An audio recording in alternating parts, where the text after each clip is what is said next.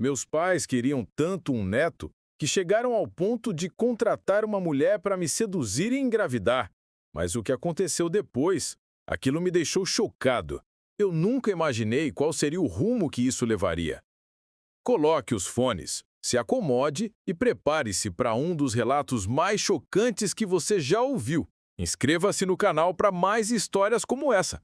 Compartilhe com alguém que precisa ouvir isso. Agora, vamos para a história.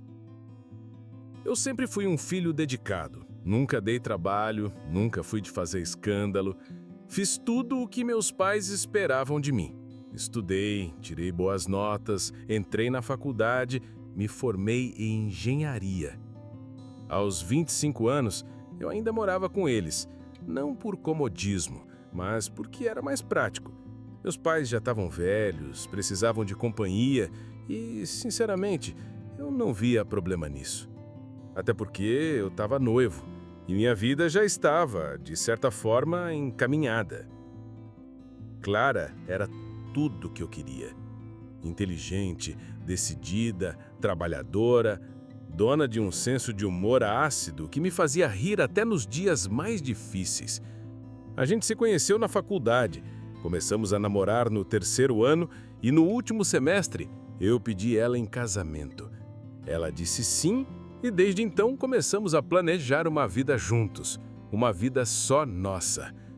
Só que existia um detalhe que com o tempo virou uma rachadura. Clara não queria ter filhos. Não por agora, não por depois. Simplesmente não queria. Ela sempre foi honesta comigo sobre isso. Eu não nasci para ser mãe, Lucas. Eu sei disso. E seria muito pior ter um filho para agradar os outros e acabar fazendo ele infeliz. Eu respeitava. Nunca me vi como um homem fissurado por paternidade. Talvez um dia eu quisesse, talvez não, mas se era para estar com alguém, era para respeitar quem essa pessoa era por inteiro. E eu amava Clara. Isso para mim já era o suficiente. Meus pais, no entanto, não pensavam assim. O tempo todo jogavam indiretas, algumas mais diretas que outras. Você já está homem feito, formado, noivo e nada de neto? Ou será que a Clara é dessas moderninhas que acham que filho atrapalha a vida? Às vezes só ria, desconversava, outras me incomodava, mas nunca bati de frente. De novo, eu era o filho calmo que sempre evitava o confronto. Até que um dia, numa conversa qualquer na cozinha, meu pai olhou para mim por cima do jornal e disse: "Você sabe que é nosso único filho, né? A nossa única chance de ver um neto correndo por aqui. A vida passa rápido, Lucas. Se você não tomar atitude agora, talvez depois se arrependa." E minha mãe, com aquele ar de falsa leveza, completou: "E o corpo da mulher também tem tempo, viu? Tem que ver isso com a Clara logo." Naquele dia, me deu vontade de levantar da mesa e sair. Mas não fiz. Engoli mais uma vez. Foi nessa fase que algo diferente aconteceu. Meus pais decidiram contratar uma nova empregada. Até aí, tudo bem. A antiga tinha pedido demissão por problemas de saúde, mas o que chamou a atenção foi o perfil da nova funcionária, chamada Thaís. Ela era jovem, bonita de um jeito que chamava a atenção sem esforço, sempre bem arrumada, maquiagem leve, cabelo preso num coque que deixava o rosto todo à mostra. Ela mal chegou e já estava muito mais presente do que qualquer outra pessoa que passou por ali. A princípio, achei que fosse coisa da minha cabeça, mas com o tempo comecei a notar. Os olhares que ela me lançava, a maneira como se aproximava demais, como fazia perguntas pessoais. "Você e sua noiva moram juntos?" Ou "Vocês planejam ter filhos logo?" Eu respondia com educação, sem dar abertura, mas percebia que tinha algo estranho. Até que uma noite, quando Clara veio jantar conosco, minha mãe teve a audácia de dizer, na frente dela: "Thaís cozinha tão bem, né?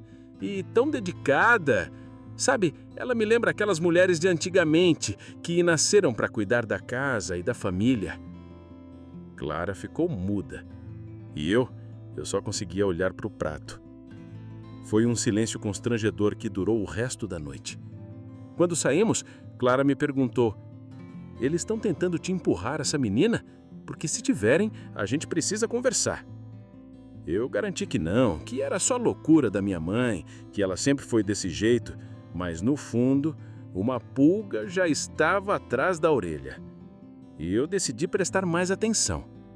Os dias passaram e o comportamento de Thaís só ficava mais ousado.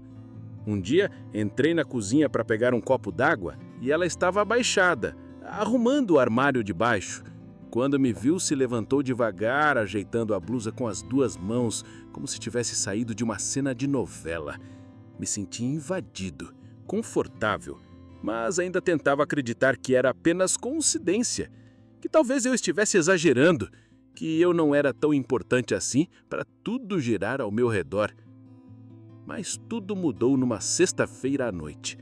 Cheguei em casa mais cedo do trabalho e ouvi, da escada, uma conversa entre meus pais. Eles não sabiam que eu estava ali. E o que eu vi me gelou por dentro. Minha mãe disse: ela ainda não conseguiu nada, e se ele não cair, vamos perder tempo. Meu pai respondeu com frieza: ele vai cair, mais tarde ou mais cedo. Ela sabe o que fazer.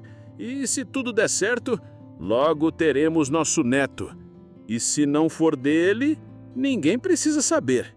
Naquele momento, senti meu estômago se revirar. Aquilo era real. Eles realmente tinham contratado aquela mulher com um único objetivo: engravidá-la de mim. Como se eu fosse um reprodutor. Como se minha vida, meu relacionamento, meus sentimentos não valessem absolutamente nada diante do desejo deles de terem um neto. Subi para o meu quarto sem fazer barulho, coração disparado. Thaís cruzou comigo no corredor e sorriu, como se estivesse tudo normal. Eu apenas balancei a cabeça, sem conseguir olhar nos olhos dela. Passei aquela noite sem dormir. Fiquei deitado, encarando o teto, tentando entender em que momento minha vida tinha virado aquilo. Quando foi que meus pais passaram a me ver como uma peça de tabuleiro? Eu pensei em Clara, em como ela ficaria se soubesse. E pensei em mim mesmo, no quanto eu fui ingênuo em achar que manter a calma, engolir sapos e evitar confronto ia proteger alguma coisa. A verdade é que enquanto eu ficava quieto, eles faziam os planos mais absurdos pelas minhas costas. No dia seguinte, liguei para Clara e pedi para encontrá-la fora de casa. Levei ela para um parque, sentamos num banco debaixo de uma árvore. Eu não conseguia disfarçar o nervosismo. Aconteceu alguma coisa? Ela perguntou. E então eu contei tudo, palavra por palavra. Desde a contratação de Thaís, os comportamentos estranhos, os olhares, as frases soltas, até a conversa que ouvi entre meus pais. Clara ficou em silêncio, me ouvindo até o fim. E no final respirou fundo e disse: você precisa sair de lá.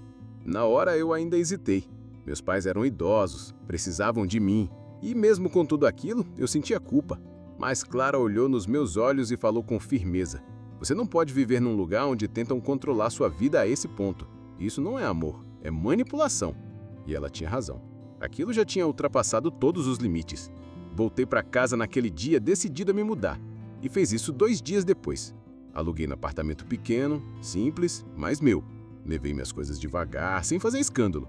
E disse apenas que precisava de um tempo. Meus pais reagiram mal, claro. Minha mãe chorou, disse que eu estava abandonando eles.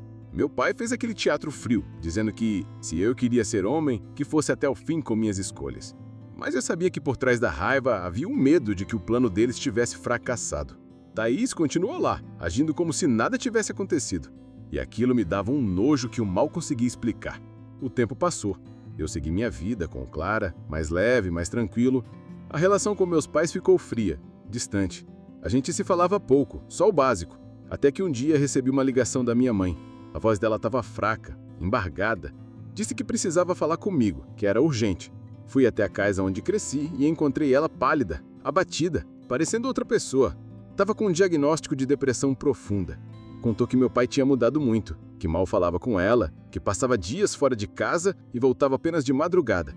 Me ofereci para levá-la ao médico, para cuidar dela, e ela aceitou. Durante alguns dias ficou hospedada comigo e com Clara, que mesmo com tudo o que aconteceu foi generosa o suficiente para acolhê-la. Minha mãe se mostrava arrependida, mas havia algo mais. Um incômodo, um medo nos olhos dela. Até que numa noite em que estávamos tomando chá na varanda, ela me olhou e disse: Lucas, eu preciso te contar uma coisa. Algo que talvez explique tudo isso. Seu pai, eu acho que ele nunca quis só um neto. Eu acho que o plano dele sempre foi outro, desde o começo. Eu fiquei em silêncio, esperando que ela continuasse. E ela continuou. Ele começou a se afastar de mim logo depois que a Thaís chegou. Eu percebi, mas fingi que não. Só que agora eu tenho quase certeza. Ela tá grávida e não é de você. Meus olhos se arregalaram. Como assim? Perguntei. E minha mãe respirou fundo antes de completar. Ela tá grávida do seu pai, Lucas. Naquele instante o mundo girou. Meu corpo gelou, minha mente ficou em branco. Eu mal conseguia acreditar. E pior, parecia fazer todo sentido. As ausências do meu pai, a confiança cega que ele tinha em Thaís, o jeito como ele ignorava minha mãe, tudo encaixava como peças de um quebra-cabeça que eu nunca quis montar. Na manhã seguinte, fui até a casa dos meus pais. Encontrei meu pai no jardim, como sempre, regando as plantas como se nada estivesse acontecendo. Me aproximei devagar e perguntei, direto: Thaís está grávida, não tá? Ele continuou regando por alguns segundos antes de responder. Tá sim, disse com a mesma frieza de sempre, sem sequer me encarar. E o filho é seu? Insisti. Ele finalmente me olhou, com um sorriso leve, quase orgulhoso. É meu. Eu queria mais uma criança, então eu mesmo fiz. Aquilo me atingiu como um soco. Eu nunca tinha sentido tanta repulsa por uma pessoa como senti ali, encarando aquele homem que até então eu chamava de pai. Ele não demonstrou remorso, nem tentou esconder. Pelo contrário, parecia satisfeito com o próprio feito. Como se aquilo fosse uma espécie de vingança silenciosa contra a velhice, contra o tempo, contra a própria esposa. Você destruiu a nossa família, eu disse com a voz embargada. E ele respondeu apenas: eu fiz o que você não teve coragem de fazer. Voltei para casa desnorteado. Clara me esperava, preocupada, e eu contei tudo. Ela ficou em choque, assim como eu, mas tentava me consolar. Você não é como ele, Lucas. Você tentou preservar a todos, tentou fazer o certo. O erro não é seu. Ainda assim, a culpa me corroía por dentro. Por anos eu tinha convivido com alguém que, no fim das contas, era um estranho. E por tanto tempo, deixei de me impor para manter a paz, sem perceber que estava deixando de lado minha própria sanidade. Os meses passaram e o escândalo veio. A barriga de Thaís começou a crescer e não havia mais como esconder. A cidade comentava, os vizinhos cochichavam, os parentes fingiam não saber. Minha mãe, envergonhada e ferida, decidiu pedir o divórcio. Saiu de casa com uma mala e veio morar comigo por um tempo. E foi nessa convivência que, pela primeira vez na vida, nós realmente conversamos, sem máscaras, sem os papéis de mãe e filho definidos por obrigações e tradições. Ela me contou como se sentia anulada havia anos, como havia se calado para manter um casamento que já estava morto há muito tempo. Disse que, no fundo, tinha aceitado o plano da gravidez porque achava que, talvez, só talvez, aquilo reacendesse alguma coisa no meu pai. Mas, no fim, só serviu para ele seguir em frente sem mim, disse, com os olhos cheios de lágrimas. Foi a primeira vez que a vi tão humana, tão despida da autoridade que sempre carregou na voz. Thaís sumiu da casa logo após a gravidez se tornar pública. Descobri depois que meu pai alugou um apartamento para ela e ia visitá-la em horários alternados. Quando o bebê nasceu, nem minha mãe, nem eu fomos avisados. Ficamos sabendo por um vizinho que viu meu pai chegando em casa com um bebê no colo, com o mesmo sorriso satisfeito de meses atrás. Ele nunca me procurou para conversar, nenhuma palavra. Era como se eu fosse uma página virada. Ainda assim, algo dentro de mim me impedia de ignorar completamente. Por mais que eu dissesse que não, por mais que odiasse admitir, eu ainda queria entender o porquê. Por que ele tinha feito aquilo? O que levava um homem a destruir a própria família, a própria esposa, a confiança do único filho? Um dia, tomei coragem e fui até a casa dele. Thaís não estava. Ele estava sozinho, com o bebê dormindo num bercinho improvisado na sala. Olhei para aquela criança, tão inocente, e senti um nó na garganta. Você realmente acha que isso foi certo? Perguntei. Ele deu de ombros, pegando o bebê no colo. A vida é feita de escolhas, Lucas. Você fez as suas, eu fiz as minhas. Olhei para ele com raiva e tristeza misturadas. Você não escolheu viver. Você escolheu destruir. Ele não respondeu.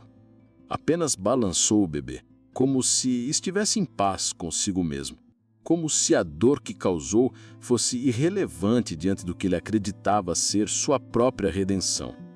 Saí de lá decidido a não voltar. A partir dali, ele deixou de fazer parte da minha vida. Decidi construir meu próprio caminho, sem tentar entender os porquês que não tinham lógica. Continuei ao lado de Clara, cuidando da minha mãe, reconstruindo o que sobrou da nossa história. Eu não precisava ter um filho para provar nada a ninguém, e não ia repetir os mesmos erros. Às vezes, amar também é romper, é dizer basta, é ter coragem de não ser igual. Com o tempo, as feridas foram cicatrizando. Não completamente, algumas ainda latejam de vez em quando, mas a vida foi seguindo. Clara e eu nos mudamos para outro estado. Começamos de novo, sem pressa, sem pressões e com um pacto silencioso entre nós. Viveríamos de acordo com o que fazia sentido para nós, não para os outros. Eu continuei minha carreira, ela seguiu nos projetos dela e descobrimos que a liberdade de não agradar a todo mundo era o que mantinha a relação viva. Minha mãe ficou um tempo conosco até conseguir retomar sua independência. Se mudou para um apartamento pequeno, mas cheio de plantas e quadros novos. A relação entre nós dois se transformou. Viramos amigos. Pela primeira vez, ela me perguntava como eu estava de verdade e ouvia, sem interromper. Às vezes chorava do nada, às vezes se culpava pelo que permitiu, mas eu dizia sempre a mesma coisa. A gente só repete o que aprende, até que alguém decida quebrar o ciclo. Sobre o meu pai, com o tempo ele deixou de ser assunto. Soube por terceiros que a relação com Thaís não durou muito. Ela acabou indo embora, deixando a criança com ele.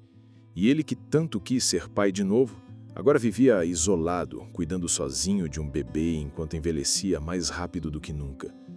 Não senti pena, mas também não senti vingança. Senti apenas indiferença. O oposto do amor não é o ódio, é isso. Anos depois, recebi uma carta dele. Estava envelhecido, doente, e dizia que gostaria de conversar, antes que fosse tarde. Por um segundo pensei em ignorar, mas havia algo naquela caligrafia tremida que me tocou. Fui visitá-lo. Encontrei um homem irreconhecível. Os olhos fundos, o corpo curvado. O bebê, agora uma criança, brincava no chão, alheio a tudo. Meu pai me olhou e, com a voz fraca, disse: "Você ainda me odeia?" Eu respirei fundo e respondi: "Não, mas também não te entendo." Ele assentiu, devagar. Disse que passou a vida tentando provar que ainda era útil, que podia recomeçar, que não era velho, que no fundo sempre teve medo de ser esquecido. Eu achei que ter um filho de novo fosse me dar um novo propósito, mas tudo que eu consegui foi te perder. Aquilo me doeu. Não porque ele merecesse minha compaixão, mas porque por um breve instante ele foi humano diante de mim. Não um monstro, não um vilão. Apenas um homem frustrado, tentando vencer o tempo. Saí daquela visita com uma sensação estranha. Não era paz, mas era um encerramento. Uma última página virada de um livro que eu não queria mais reler. Voltei para casa, encontrei Clara na cozinha preparando o café. E pela primeira vez em muito tempo senti que podia respirar, de verdade. O passado tinha deixado cicatrizes, mas não ditava mais o meu presente. Hoje, olho para minha vida com orgulho. Não segui o caminho que esperavam de mim, mas segui o que fazia sentido. E aprendi que família não é sobre sangue ou sobre obrigação. É sobre respeito, sobre liberdade, sobre amor, mesmo quando ele precisa dizer não. Não fui pai, mas fui homem. E talvez, só talvez, isso tenha sido o mais importante de tudo. O que você achou dessa história? Deixe nos comentários se você já ouviu algo assim. Comente também de qual cidade você está assistindo o vídeo. Deixe sua opinião, ela é muito importante para nós. Um abraço e até a próxima história.